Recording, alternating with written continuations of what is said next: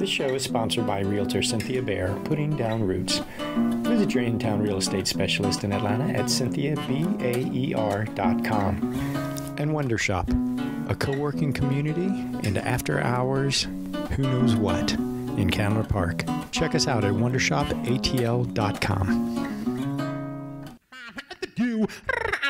You are now tuned in to the Good Gracious Show. Welcome. Howdy, Good Gracious family. It is Friday, March 2nd, 2018. Welcome to Good Gracious Podcast number 99 from here in joyous Atlanta. It's sunny. It's kind of cool. It's kind of wintry again. Temps in the 30s and 40s and 50s and 60s during the day. Last weekend it was almost 80 and it looked like spring had already sprung. So, you know, welcome to the southern weather. Just wait a little while, it'll change. But we're having a good time and trying to get on this schedule with this new podcast direction. I'm hosting on Libsyn, which is something new for me, but I am working out the kinks and I still haven't gotten the website squared away, but we'll get it done soon. So let's get right to it. On this podcast, I sat down with some amazing folks from Critical Crop Top, which is a great name for a women's, mostly women's, comedy troupe where they make films, they've got podcasts, they do live shows, some really talented folks. I saw their live show last week down at the North Highland Ballroom, and it was quite an experience. Kind of like a live Saturday Night Live. They did a fabulous job with it. Mixed in some music too from a performer named Saoirse, who you'll hear from in a future podcast, as well as they had a stand-up comic. So they had all kinds of things going on. But I want you to hear what they're doing, as well as listen to Andrea Colburn and Mud Moseley, also known as Kyle. They are a musical duo, outlaw country. What does he call it? He calls it a Western surf music that is really fabulous. And, you know, this is the thing you'll love the most. My brain, it's checked out these days. I'm trying to work too many angles, too much fun. But, you know, somebody had recommended me talking to them. So we tried, and finally we found a good time and met down at Wonder Shop. And fortunately got some video that I'll get up soon as I get an extra hour in my day. And they had told me, they said, oh, Andrea, she plays the saw. And a lot of people have never seen a saw played, and I've seen it on TV from years ago, but I totally forgot to ask her about it. And so then when they're performing some music after we'd recorded the main podcast, she pulls out the saw, and I just wanted to slap myself in the head. I said, why didn't I talk to you about this? This is some fascinating stuff. And she said that, you know, I mean, she bought a kit, and it's got a really cool sound, especially for the music they do that sometimes dabbles into old bluegrass and hill music, and it can have a real eerie, almost a theremin-like quality, and it really adds to the song. So I'll let you take a listen to it and you figure it out. But that's it. So I hope you enjoy.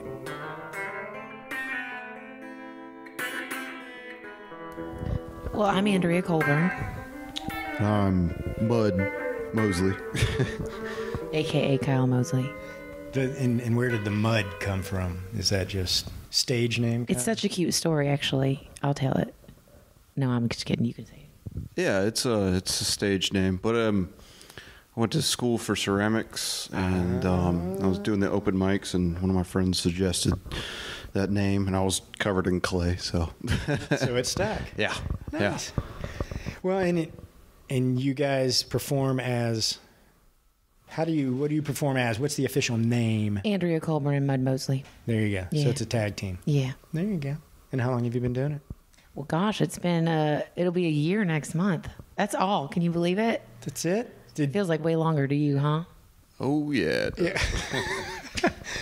Well, why does it feel so long? No, it just clicked right away, and we just kind of went right into it, and it was kind of unexpected. So, was this a relationship that turned into a musical relationship, or a musical relationship that just kind of got you to here? It's the chicken and the egg. It was like right at the same time. Yeah. Don't you think? Am I wrong? Yeah. Yeah. You're not wrong. You're right. Yeah. So what got you inspired to start playing together? Were you with other folks playing? Yeah, we were other bands? playing separately. I had a band for a few years, and it was fun. They just weren't into it as much as when we got together and clicked, and we're like, oh my gosh, I love your songs. I want to write with you. I want to do this with you, instead of just, yeah, I'll play with you, you know? Mm-hmm. I think the first night that we hung out, we wrote like 2 or 3 songs, and we're just like, wow, all right, let's do this. So, yeah, That's nice. So what kind of music were you playing before you were doing this thing? I was playing in a rockabilly psychobilly band. I think we were called The Devil May Care at that point, and they changed it to the Liquors, but I don't think it's around anymore. I left a couple months ago. So I gotcha. And Andrea was with Andrea Colburn band. I see a type A personality coming out of the woodwork somehow. Yeah, you know, I put out my first album. I didn't actually have a band, so I just put it under my name, and then I kind of felt like, now I have to leave my name in it. So I kind of so that you keep that myself with kind of that. marketing going and nobody gets confused. Yeah, about who it exactly. is. So they'll always know that Yeah. that Murder Ballad album was mine. Yeah. Well, there you go. So what do you call your style of music? Or call it surf western because we try to incorporate parts of like honky tonk music and all sorts of different types of country in with like Piedmont blues, like specific to the area, and surf stuff with that kind of drip tone guitar and the moodiness of surf music. And you got I think we'll still always be lumped into outlaw country, though, just because I write songs about. Well, about I think drinking and mama and killing somebody or slapping somebody? The Trains. rain, weapons. Yeah. Hookers for some reason. Well, you just start, once you get that rhyming dictionary going, it just kind of works, I guess. Exactly. So, yeah, we get lumped into that, too, but that's fine with me. I like it. So has it been like right off the bat, you're like, oh, this is our groove. This is what it's going to be. And it's kind of. No, because I feel like there's so many things involved, because he brought in, like he said, the Piedmont blues, which I'd never really incorporated into my music.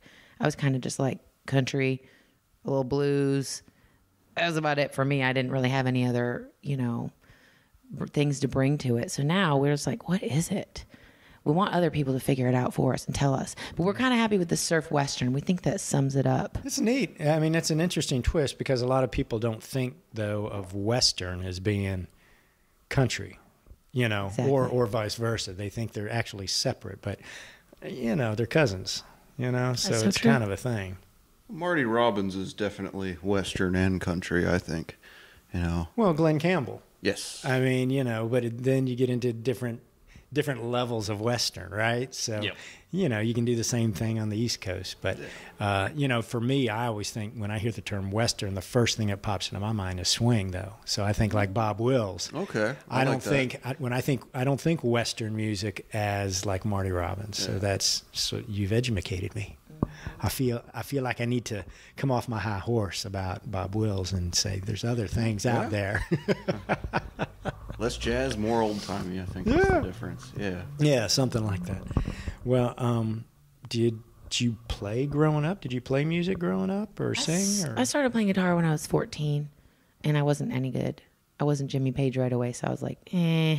You just kind of hung it up for a while? Or? Yeah, and then I really didn't start playing until I moved here about 5 years ago, just because that's what you do here. Yeah. You play music here. That's right. Georgia is for music lovers. Yeah. It's hard to swing a dead cat without finding a band or somebody in a band. How about you? Did you play growing up? My dad plays bass. He's played in my entire life. So as a kid, I'd mess around on his bass and his guitars and stuff. I never really got into it till after I learned how to play tuba in the middle school band. And that was my first instrument. And I was about half the size of a tuba at the time. Yeah. Smallest kid in the band class. But and then I really enjoyed playing music, I started being able to figure out. I think I figured out how to play all the Star Wars theme songs on recorder and tuba, and I was like, I really want to play everything else, you know. And so I picked up a bass. I played that for a while. Got big into funk music, and just and then just kind of really wanted to play banjo, and then I played banjo for a while. So you've just been adding to your menagerie of instruments over the years. Yeah, I mean, I kind of just switched to guitar after banjo after realizing that it's really a lot more complicated than it looks like, and just kind of used what I learned on banjo for that. Huh. Well, but you know, you can pick it up and still pluck it, right? So I can play a mean blues on banjo, right, but not much else, not Scruggs style. Well, folks don't realize how complex that instrument is. Yeah. What's been the progression, do you think, with the band as far as what you're doing? Are you finding that your songwriting is expanding some as you think of that surf western motif, that you want to take it in different directions? Yes, definitely. He's kind of, I don't just write about killing a no good man anymore, that's for sure. You got those 17 songs in the bag. And he taught me some stuff, so now I know more than 3 chords. That's cool. Well, that is. You get a little backup, you get a little support there. Yeah. So yeah, it's definitely progressing, and you know, us writing together helps. We're just kind of always pushing each other a little bit more. I really like the new songs a lot. I like my, old songs, but these make me real happy, and people seem to like them a lot. So, well, that's good. Bringing joy to the world. Yeah. One twang at a time. Yes. Well, do you have plans to record these new songs, or are they already in the can, or what's the thing? Well, we're releasing an album on March 29th, so that's in about a month here. Yeah. And it's called Easy, Sleazy, and Greasy. And it kind of describes song content. There's everything from rockabilly and Piedmont tunes. There's the surf one didn't make it, the real surfy one or spaghetti western one, but there's a lot of honky tonk stuff and some New Orleans style stuff. And we've got we've already got 12 songs that are ready to go for the next one that we're trying to figure out how to do. Yeah. So, well, that's exciting. Yeah, I'm excited. I got all worked up over the last 2 days about finishing this one song. I'm sure Andrea's sick of it, but you do that. Yeah. Yeah, it's funny. I don't know. I guess it's a good thing, being a musician. It also could be like a mental disorder to go through that process, finish it, and the next day go, all right, let's do it all over again immediately. Yeah. Well, if you're passionate about it, that's the good thing, right? Yeah. Well, so, we do. We might have brought one for you today, too. You might get a copy of Easy, Sleazy, and Greasy. Oh, nice. Mm-hmm. Fingers crossed. Well, when you songwrite, how do you guys do it? Do you always have a set pattern, or do you come up with lyrics and you come up with licks, or do you switch back and forth? I think it's always different, but for the most part, it'll be either me coming up with a melody or a lyric idea, or him coming up with, a really cool lick that or just, the whole song in general. Yeah, it's always different. There's usually... Can you sit down in the same room and knock it out? Do you work that way, or do you work much better saying, Kyle, I'll be back? No, we usually do it together. Yeah. It did start off like that. He'd send me, when we first met, I went to Austin for South by Southwest, and I was gone for a week, and I was terrible. I just found this dream man that plays guitar with me, and I'm like, I'm leaving. And he would send me stuff, and he sent me all these just like phone recordings, and I was like, all right, I got lyrics to that. We get songs like that, but usually us together on a porch, bottle of cheap red wine. There you go. Yeah. You got a song about a hooker. Magic.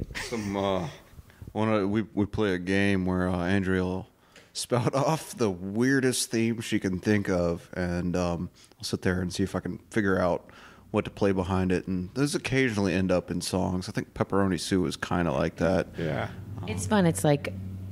it's like Dance Monkey. All right, Kyle, here's the song. Freddy Krueger Goes to Prom. Right. And he nails it. Yeah. Spanish Dukes of Hazzard at a funeral. He nails it. He's good. Well, that sounds like a game show almost. Like we need to maybe we get you in here one night and we get a bunch of people. That. Yeah. We'll see who can be the big wiener.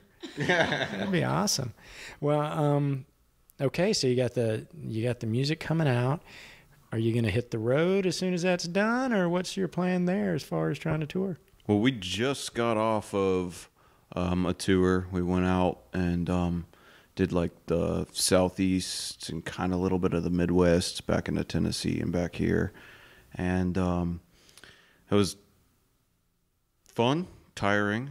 We stopped at the Ameripolitan Awards, which Andrea was nominated for Outlaw Female category. Woo. Which is, if you don't know what the Ameripolitans are, Ameripolitan Association, go check it out. It's about supporting real country music, like not, and I don't say real as like negative. I just mean like old school country. You know, we'll let all the other people argue about that. So is this what we would call another level or line to where there's the Americana Awards and there's the Ameripolitan that kind of branches away from what might be considered Americana folky country to get more into country? Yeah, it takes away the definitely the folkiness. Like there's no bluegrass genre, but there's rockabilly, western swing, and outlaw country and honky tonk, and it's done by Dale Watson, and you got big names through there like Junior Brown and stuff like that. Oh, I'd never heard of it. Thanks for telling me about it. Check it out. That's pretty cool. It's cool. Well, so what, you've mentioned a couple times now, and you say outlaw country. What do you feel represents outlaw country that's different from country? Or different from honky tonk? I think it's just song content. Really? Because, that's the thing, like people get, well, that's not outlaw country. Outlaw country was Waylon Jennings and Willie Nelson, and it'll never be again. But it's also just like, somebody's always getting mad about what terms you call something. Yeah. It's like you want to lump it into a category, you want to describe it, but somebody's always like, no, or I hate the word Americana. But it's like, it's song content, Robbing banks, shooting people. That's outlaw country. Well, I got you. Bandanas. Well, and it's not really fair to put a singer of outlaw country in the same category with somebody, like, I don't know, Lucinda Williams or, even Dolly Parton. It wouldn't necessarily blend so well. So I'm always about being fair, So that works out. Well, cool. That was one. So, we just did finish the tour. We just got back, Sunday at 5 a.m. And that was really fun. But I think we're actually going to Texas next month. So this time I get to take him with me. We're going. Nice. We're going playing it for a Bandit Town event, which is really cool. A what? A Bandit Town, which is a Bandit brand. They make really cool T-shirts. Whitey Morgan is playing it. Coulter Wall. It's kind of a big deal. We're real excited. And then I think, a few weeks after that, we're going to New York City. We got nominated for Independent Music Award under the Americana category. Yeah. Which is fine. You don't mind being called Americana there, do you? Right. So our song Bones got nominated. So we're going to a fancy award show again. Wow. I don't know how this keeps happening. It's because you're living right. You can't take an 18-pack of beer on this red carpet, I'm telling you. We did that at the other one. You have to hide it strategically. Well, that's exciting. That's very good. Well, if people want to hear what you're doing, what you're putting down, and all the details of where you're playing, what's the best way for them to do that? I would say on Facebook, look up Andrea Colburn and Mud Moseley. Check out our website, Andrea Colburn and MudMoseley.com. We're making it real easy for everyone. Yeah, a whole lot of letters. Just keep typing until you get that whole band. Yeah, you'll get it in there. And then we got, pre-sale up soon for the CD. But March 29th, you can get that CD. I would highly recommend it. Yeah. 3 singles out. Shirley, Bones. We got 3 singles out. Shirley, Bones, and what was the other one? Dark River. Yeah, and they're all kind of B-side 60s Mississippi cop movie kind of. So it sounds like you're working toward the soundtrack. Kind of. That's what you need. You need to get on a soundtrack then, right? Yeah. That wouldn't be bad, would it? It's in the works, I think. Oh. I don't know about soundtrack, but we've got some things coming up. I don't even know if we know what's happening yet, but. Wow, who's being the puppet master for you guys? I don't know. There's somebody. Yeah, and I think he was quoting. We did just get a review yesterday.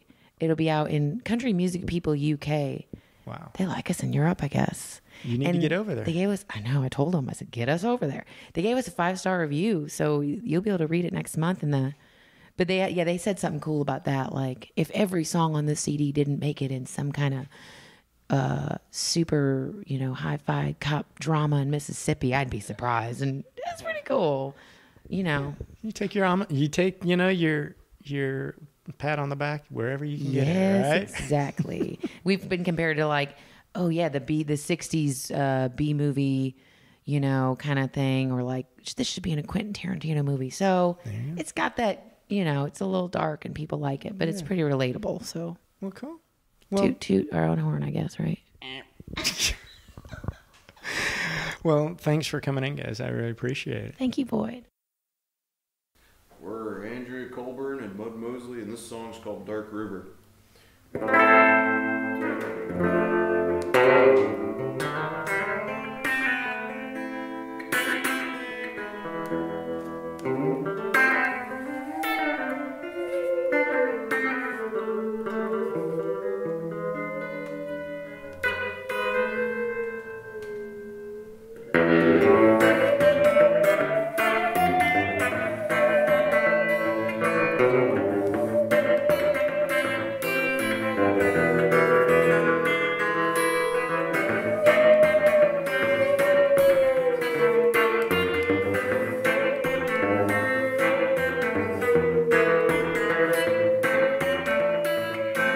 Went down to the river, shot my baby there. Blood filled the water through a cold dark hair. Dark river took her away, took her far away from me. Dark river, won't you flow into the sea? I went back to the trailer. What did I see? A long dark baby staring back at me. Dark river took her away, then brought her right back here to me. Dark river, won't you flow into the sea? The devil don't wear no bolo tie.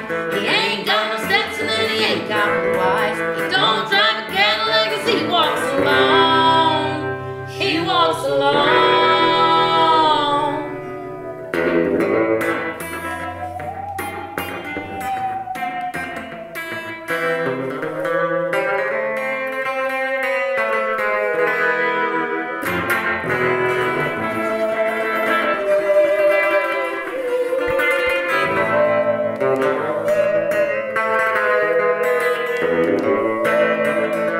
I scraped your memory from the sole of my shoe.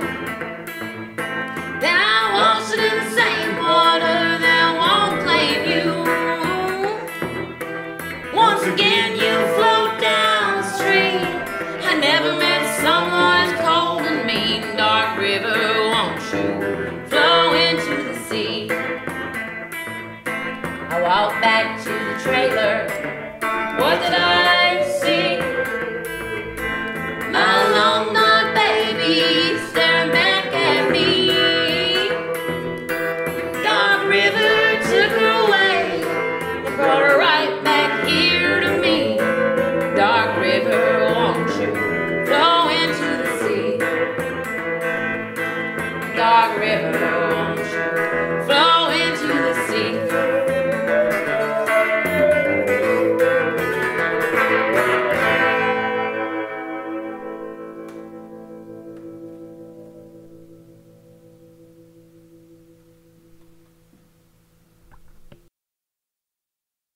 My name is Nicole Kemper, and I, along with Hillary R. Heath, started Critical Crop Top. And Critical Crop Top would be what? We are a female-run comedy group. We have a podcast. We do live comedy shows, and we do sketch videos and short films and web series. And you just do everything. You're basically looking to monopolize the entertainment industry. That's the plan. That's the big goal, next to world domination. So how do you guys know each other?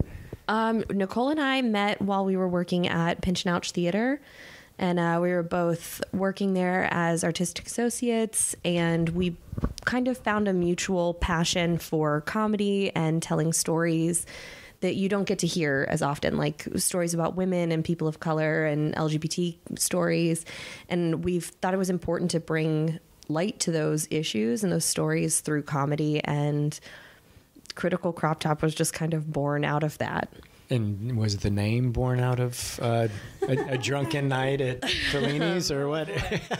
Or should we even end it? Okay. You gotta ask. Yeah. So we knew we wanted to start some kind of company. Initially, it was mostly films, and we knew we wanted to do a podcast. The live shows came later, but we were on a massive texting thread, and I was like, we need a name. Oh no, that's the worst. Yeah. Yeah. I can see how this goes down. Yeah. So I was like, we need a name, and I want it to be cool and kind of like irreverent, and also, but I didn't want it to be like Lady Power Films or anything like that. Like, I wanted it to be a cool name. So I was like, let's like treat this like we're naming a band, and like everybody just send me a random series of like 3 words, and we'll pick whatever thing sounds the most interesting. And Critical Crop Top was in there somewhere. Was it agreed upon, or was it? I'm guessing there was a number 2 that somebody said. I think Critical Crop Top was like the standout one. There was a screaming goats in there somewhere. Ooh, there was a cabbage wizard in there. Oh, the Cabbage Wizard was good. That was the hurling cats. I don't know. It was a lot of stuff, but Critical Crop Top seemed like something feminine and irreverent about it. It means literally nothing, but Right. that's how we came to that. I mean, it sticks in your head. I got to give you that. It has alliteration. You got that. Yeah. That's the thing. Well, cool. Well, so then it was going to be starting as more geared towards podcast and film discussion. I'm trying to figure. Question. I mean, Yeah. do we know who we are? When we do now. When we originally started it, I think it was just sort of a way for us to find a way to like make what we wanted to make, and we grew along the way into other things. And I actually recently was going back through some of our old paperwork to like our meeting minutes from the first year, and like one of them was just like, we're gonna do a live show. And like that was it. There was no other ideas. Just like, we're gonna. Yeah. And like then we did, and it was great, and we just kept doing it. So I think it just grew out of the fact that we had a writers group that we were having about twice monthly, and people were bringing in such great work, and you can't film all of it. Yeah. There's no way, because I mean, we maybe have 20 sketches in a sketch show, and you can't make 20 films in a year. We don't have the budget for it, but to put them all live on stage was a great way to bring everyone in. Well, so when you do your film pieces, how do you? I mean, because that's a huge endeavor. I know, finding the space and whether it's equipment, if you guys have all the equipment, or you just manage to pull kind of like all your buds and say, "Come on, we're gonna make a film today." Yeah, that was it at one point. Now over time this is our 3rd year, so over time we've accumulated enough gear to mostly shoot on our own, with maybe renting a few things that we need to. We have sound gear, we have a camera, we have some lights. When you get creative, yeah. I mean, that's what you do. And if we need to, I think at this point we might rent lenses, or some grip equipment. But we have the basics. But I'll tell you, I mean, I watched some, and they're really well done. Thank you. I mean, like pros, I would think at least as good as a pro. We hope so. Yeah, we hope so. Thank you. Well, so how long have you been actually at it? Just kind of like trying to bring the funny women power to the world. Has it been 3 years? Yeah, now? This is our 3rd year. So as Critical Crop Top, we've been working together for 3 years, and then all of us have a variety of different years of experience. How many exist in the troupe or the clan or the posse or whatever you call yourselves? I like clan. I like that. With a C. It's much more popular with and the C. we make tools out of what's lying around. There is a rotating group. So there's the 2 of us. We actually started with a 3rd person named Sarah Hodges, who is not producing anymore but continues to write and perform in the shows. We have several other people on staff. We have Jasmine Waters, who production manages the live shows with us. Aria Mara is doing our social media now. And Marianella Tausciani is helping us with grant writing and development and stuff like that. And then we have like a large roster of people, including John Good, who was on your show, who will come in and write or be in the films or direct, depending on what the project is. Yeah. So how many films do you have, like a shooting schedule or at least a plan? Do you try to set it out at the beginning of the year, we're going to do X number, and then you just try to find and make it happen? Yeah. Every year we kind of come up with a plan of what we want to do. So last year we did our web series, Vera's Workplace Sensitivity Training Series. We filmed that and are releasing it right now. And then this year we have a plan to do 5 micro short films, and it'll be 5 A micro short film. What exactly? Yeah. What does that qualify? Is that a one is that an academy classification? Oh yeah, we hope one day we'll start it. 5 minutes. Okay. Like a 2 to 3 minute film. Yeah. Yeah. It's a short. Yeah, exactly. A short.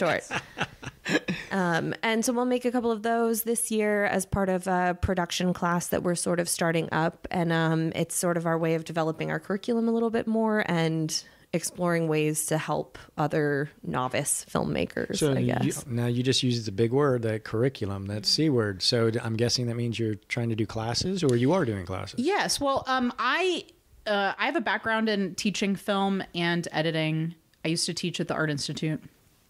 And in our 3rd year, we've kind of wanted to add some more of an educational component, because part of the mission for us is really helping people make the stuff that they want to make. Like, if somebody doesn't want to hear your story somewhere else, like, come work with us, and we want to give you the space to tell that story. So we also felt like that also translates to helping people learn the technical skills or directing skills or what have you to execute that. So the micro shorts is sort of like a little pilot program for us, where we're soliciting people that we think might be that might benefit from that, and making films with them, and sort of designing sort of like a class where we're meeting once a week and going over the basics of production from beginning to end, and then sort of assisting them by hiring crew and mentoring them through the process of making these films, so that at the end they come out with a short film and hopefully can then go on to produce more work. Well, I mean, it's like a great farm system that you're building for a future team that you're trying to get going. Yeah. So do you solicit individuals and kind of recruit folks like that, or do people just walk up to you and you go, "Hey, I want in"? Kind of both. A lot of the people that we work with now are people that we've met just over the course of our careers and have worked with before in some capacity, and have made it known to us that they are interested in performing with us, and so we ask them to come on board. And then other people are people who are friends of friends who have heard about us, and they come to the writers group and introduce themselves or something like that. And I think this is the first year that we're actually planning to hold auditions for anyone who is interested. So how would an audition go? Would you audition the material that you might use? Just try to... I think we're still trying to figure out what our exact process is. There's going to be knives involved, isn't there? Yes, definitely knives. Dark rooms. Mm-hmm. Yes. Waterboarding. Mm-hmm. Yes, and if you can hold your breath for longer than a minute, that is really ideal. Ooh, that is good. That is good. But yeah, I think we've looked at a couple of other comedy groups and how they audition people, whether it be for writing positions or acting positions. So I think it'll probably be rather informal, and just come and work with some of the people that have worked with us before, who've been familiar with our process, and then show us what you got, I'm curious, what are your backgrounds for getting into this, other than just being slightly divergent from the average individual, right? Do you have career path that brought you here, or is it just a love of the art? I've always been involved in theater, and actually it's when I got involved, it was in high school, and I wanted to go out for the golf team really badly. And my best friend and I agreed that we would do everything together in high school. And so freshman year, she comes up to me and she was like, "Guess what we're doing tomorrow?" And I was like, "What are we doing?" She's like, "We're auditioning for a play." And I was like, "No, you're going to audition for a play." And she talked me into it. We went in. I remember reading this horrible monologue about a girl with a pimple on her nose. I was the only person who didn't bring a change of rehearsal clothes, and I got yelled at.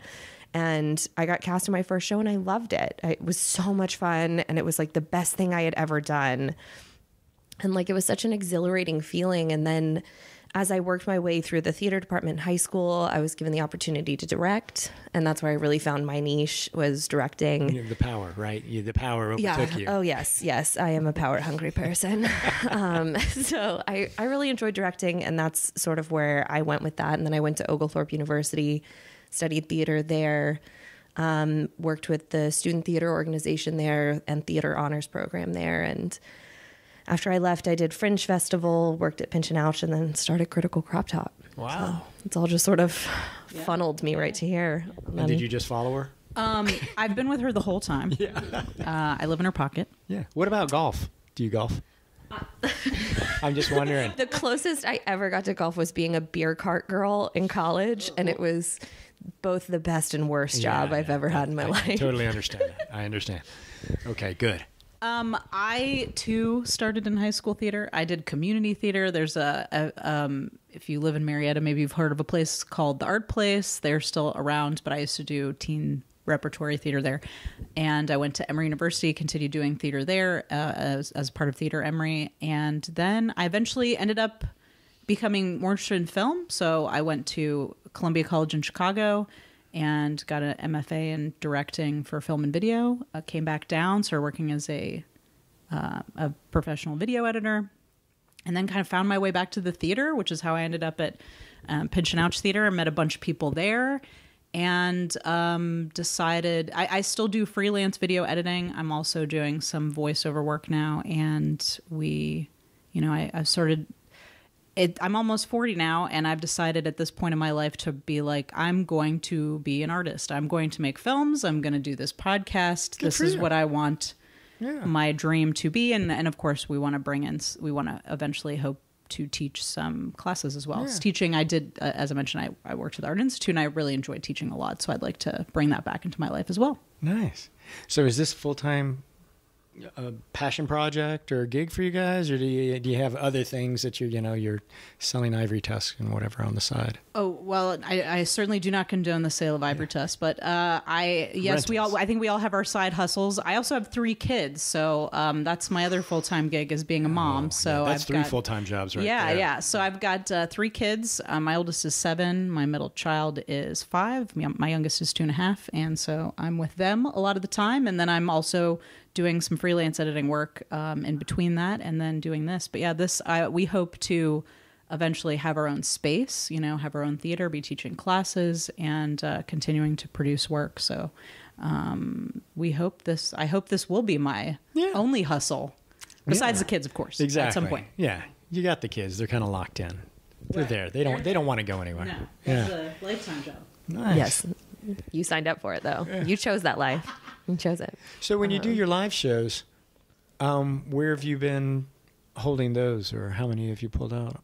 We've done them in a couple of different places, mostly the Highland and Ballroom, but we've also performed at the Village Theater and at Avondale Town Cinema. So our upcoming show in the last weekend of February, first weekend of March, is going to be at the Highland and Ballroom. Nice. And so what does a show look like then? Is it just all sketch comedy for the most part? It's a good mix. It's sketch comedy mixed with, this time around, we're going to have a stand-up comedian perform as well with us. They'll do one act in each act of the show, beginning and end. And then we'll also have a musician as well. Normally we try to mix it up with music and poetry or stand-up and add in some flavor for everybody. Oh, that sounds awesome.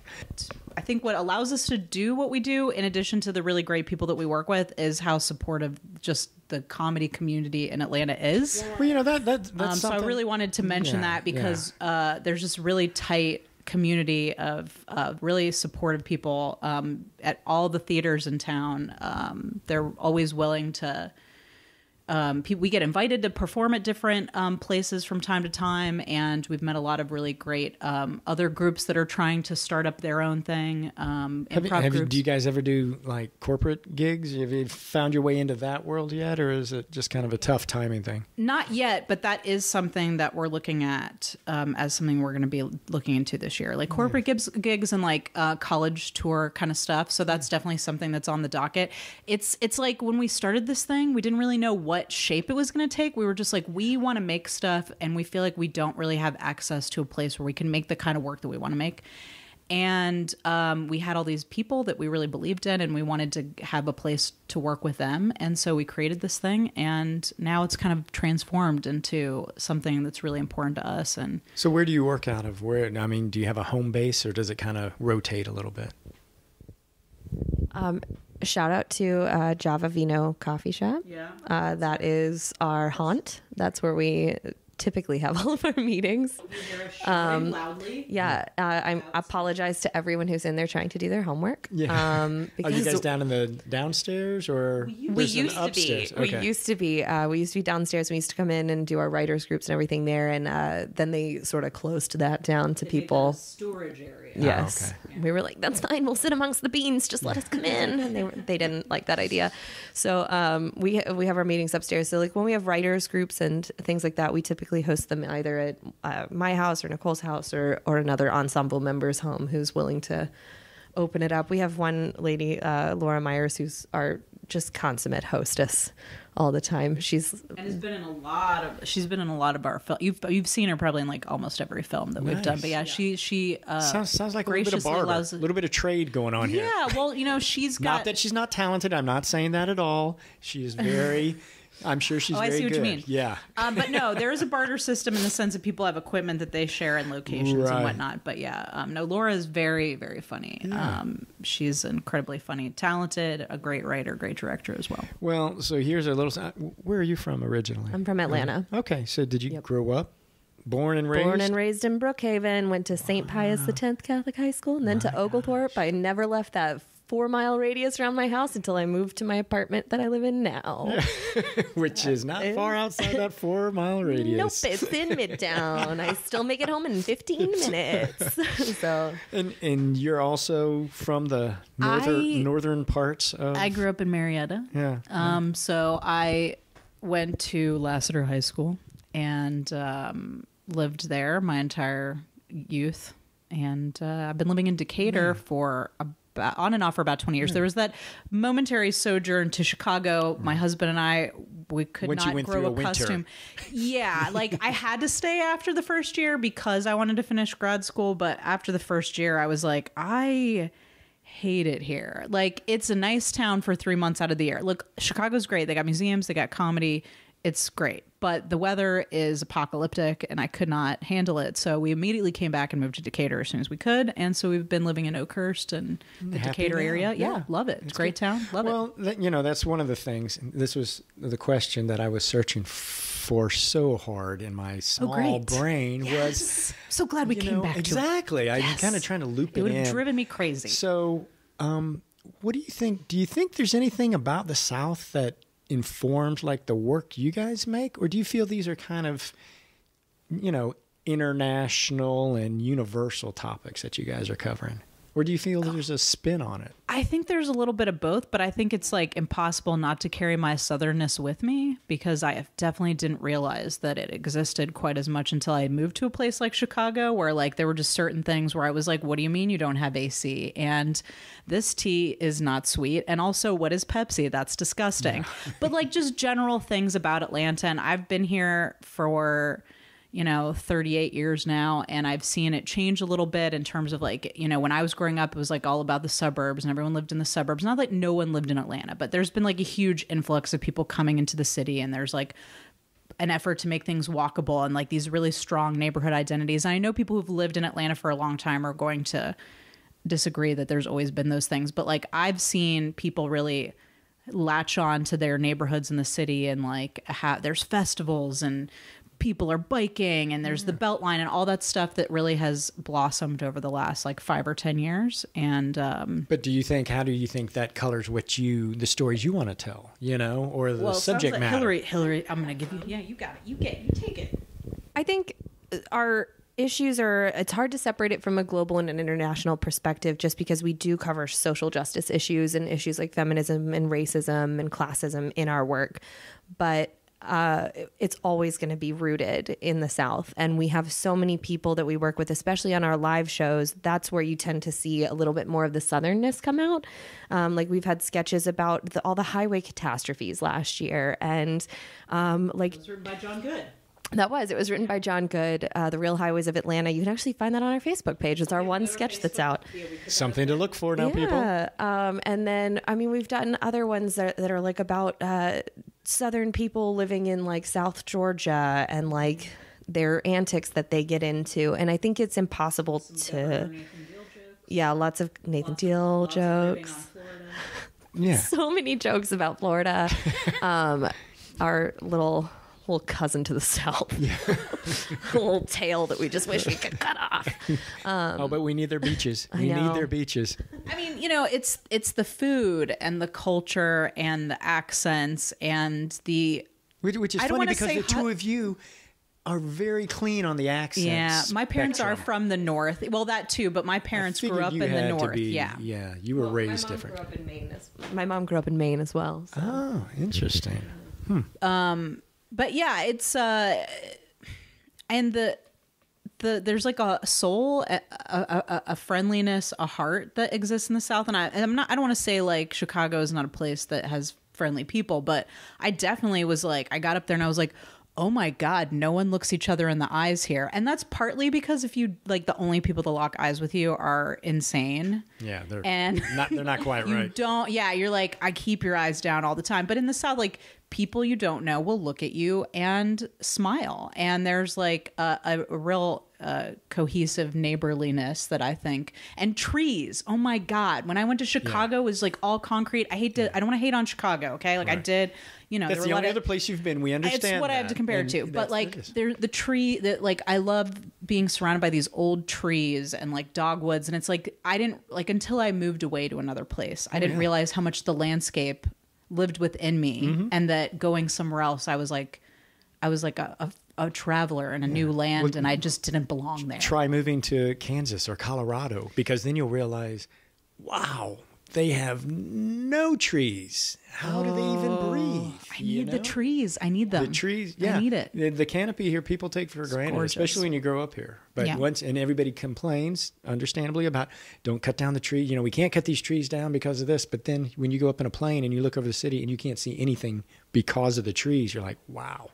Yeah, we got a little backup. We're going to be good for a little bit. I hope. I mean, yeah, they will kill you during a storm. Yeah. Oh, yeah. But they're gorgeous. Yep, they are. Well, if people want to learn more about Critical Crop Top, they've got to watch the videos and they want to find out about the next show. What's the best way for them to do that? You can follow us on social media. We're at Critical Crop Top on Instagram and Twitter and on Facebook. And then you can also visit our website at www.criticalcroptop.com. And there you can find our lovely new videos page and our shows page. You can buy tickets on our website and the podcast. Yeah, you can listen to the podcast. We didn't talk about in the podcast. It's called The Feminine Mistake. That's wordplay, I'll bet you. Yes, it's called The Feminine Mistake. Yes, we're about to go into our third season. We're shaking up the show a little bit. For the last 2 seasons, we've been watching movies 20 years and older.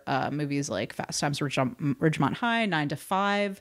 Some Like It Hot, Overboard, Pleasantville. So we've watched like older movies, and we tend to take a sort of comedic but also feminist perspective to them, and we have a guest on, and we'll watch a movie and talk about like how the female characters are portrayed. Mystery science theater aspect to it. Is there a little bit of that? You're talking about the movie as you're watching the movie, or is it just talking about the storyline? We watch the movie and then we kind of go through the film sort of usually beat by beat. And we'll get a little sidetracked along the way. We also often we have a segment on the show where we read bad casting breakdowns, which is like the paper that goes out when they're looking for actors, and we'll read bad ones that are very like misogynistic. And we'll can you access those online? Is there I shall not reveal our sources, but sometimes listeners send them to us. We do get listeners that send them to us as well. Yeah. And we never out the production company, but you know who you are. Exactly. But now we're sort of changing things up, and instead of looking at films from the past, we're going to be looking at films, modern films. We're still going to have the guest on. We're going to come on and talk about we're going to go out and see a new film, and we're going to talk also about some topical issues related to women in the film industry. So that will all be part of the new face, the facelift. The face. Is that the face? The ear the lift. Botox? Call it. It's an ear I don't know. lift That because there's no seems face. You're not looking at it. You're hearing no, it. that's not good. It's the Juvederm. It's the Yeah. the It's what? the Juvederm. The Juvederm. It's the Juvederm version. Well, no, it's going to be really fun. It will still be talking about how female characters are portrayed on film. We'll still be making a lot of jokes about Florida, but we'll be watching new films this year. Well, thanks for coming in. Thank you for having us. It has been super fun. Well, good. Yeah. Super fun.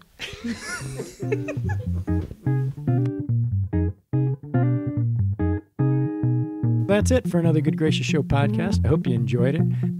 There's lots more, 98 or so online. You can stream them there at www.goodgraciousshow.com. And just check under stories and you'll see it there. You know, if you enjoyed this, please give me a little love on Facebook. iTunes, give it a good rating. The more ratings you get, I guess, the more people learn about it. Already I've seen the numbers jump, and I'm almost at 10,000. I think I might be now. I got to go do math. That's not a good thing. But so keep listening, and you can find us on Twitter at GG Show Atlanta or Facebook, and find out about our next live show, which I am angling for to be in April. So keep your ears pricked up. We got some things cooking that I'm really excited about. So otherwise, I hope you have a wonderful week. I will talk to you next week, and go hug someone you love, be a good neighbor, and I will talk to you soon.